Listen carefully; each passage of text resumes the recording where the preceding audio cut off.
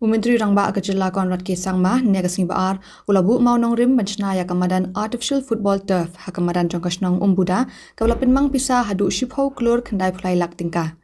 gani gande kamadan ilekai football ban nyngkong Ri-Bhoi district kaban siang daki artificial turf niki plang plastic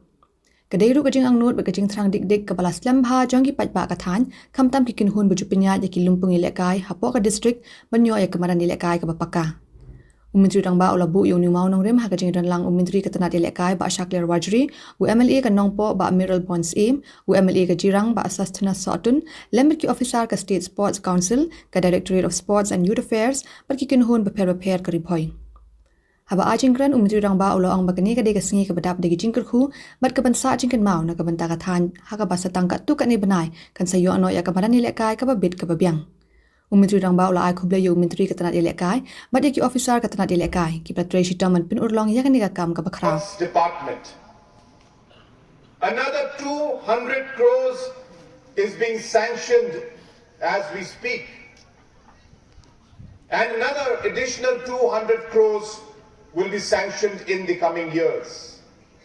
Hence, in the 10 years of the MDA government,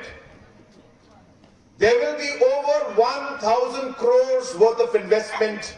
being made in the sports sector. And this does not include the large stadium, the biggest stadium that will come up in Mokunu,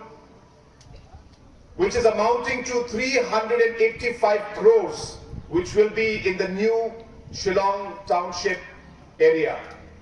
And hence you can see the kind of effort that the sports minister and the sports department has been putting and this government has been putting for sports. And this particular foundation stone laying ceremony is just